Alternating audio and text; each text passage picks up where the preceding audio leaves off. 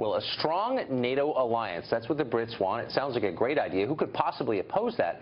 But what would it really mean for the United States, this strong NATO alliance? Charles Krauthammer is a Syndicated columnist and author of the book Things That Matter. He joins us. He's thought a lot about questions like this. He's got a great column on it today. Charles, thanks for joining us. My pleasure. So it's Article 5 of the NATO alliance, about 70 years old, that really gets to the heart of it, as far as I can tell. 28 member countries in NATO, and as it currently stands, an attack on one, I'm paraphrasing, but is an attack on all. Basically, it's a defense guarantee for all members.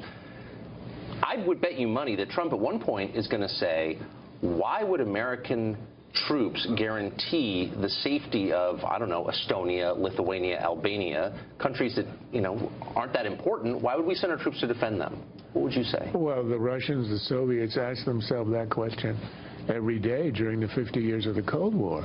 Would Americans really want to die in a nuclear war for East Berlin? Exactly. After all, the Germans hadn't been very kind to anybody during the Second World War. But this is the essence of deterrence, and this is the point of alliances. We don't do these alliances out of charity. I think that's what's wrong with Trump's America First vision. It assumes that foreign relations are a zero-sum game. They rip off our economy. They rip off our generosity. The fact is that when you have allies, and this is why people have had allies since the pharaohs, you multiply your power at lower cost. This is enlightened self-interest. The Marshall Plan wasn't charity. The Marshall Plan was a way to create a phalanx of countries who are sympathetic to us, democratic, to hold back, to weaken, to resist, to deter an existential enemy. Yes. And it worked without a shot fired. But you've got to have deterrence. You've got to have the other side believe that you will at least think about defending them with your own country. Yes. It's always been a problem. There was never a 100% guarantee that the Russians would believe that we would deter them if they took East Berlin. But they believed it. They didn't do it. And in the end, they gave up. But the Marshall Plan rebuilt big, significant, economically meaningful countries, rebuilt Western Europe to the benefit, I think, of everyone, and it was a bulwark against the Soviet aggression, of course. But we're now committed to a lot of little countries that aren't inherently significant. And so why are Estonia's interests the same as ours? 15 weeks before the announcement of the Marshall Plan by General Marshall at Harvard in May '47, the U.S. decided to defend Greece and Turkey, small countries. Who cares about Greece and Turkey? 1947, the British had protected them, but they ran out of money. They ran out of will after the Second World War. They were done. Truman made the momentous decision, which he announced in Congress, that we would defend countries that were being undermined by, essentially, by communism. We understood that small leads to large.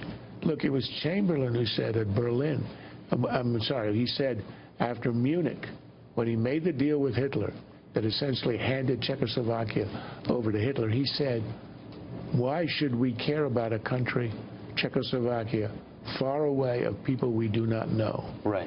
But that's the point of alliances. You defend people far away that you do not know. And if you do that well enough and securely enough and in a way that is convincing enough, you have developed an alliance that creates sort of a community of free nations that will help you in a pinch, that will be there to defend you, and that will resist the greater evil. It's always the greater and the lesser evil. Right. And small countries, you know, are not to be dismissed. No, and I agree with that. And when Article 5, the one time, I think, was only invoked once after 9/11, and we did to help us. That's exactly right, and we got something out of it. But you could also see how this could go very wrong, as that famous web of alliances in 1914 produced the First World War. So Russia moves against one of these tiny countries, and all of a sudden, our sons are over there dying for the sake of Estonian freedom. And I don't think that would have much popular support here, do you think? I don't think the defense of Germany in the 40s and the 50s would have had a lot of popular support. But that's not how you gauge these things. Was it the wise policy? Did it keep us free? Did it hem in? This was containment. This was not war with the Soviets. This was not reckless. The idea was if you contain them long enough, their system will collapse from the inside, and that's exactly what happened. Without a shot fired, our greatest geopolitical enemy, the ones that made you and me duck and cover growing up, for sure, they disappeared. Now, there's always a threat coming up. But the fact is that if you have allies, you've multiplied your strength. Yes, you create risks, but on balance, it's worked extremely well for us for 70 years, and you blow it up at your peril. It's like you say with Obamacare. You know, you can repeal, but then you got to replace. So what replaces it? Russian domination, Chinese domination, anarchy, chaos. The last place we want that is Europe. The spread of chaos is probably the biggest threat.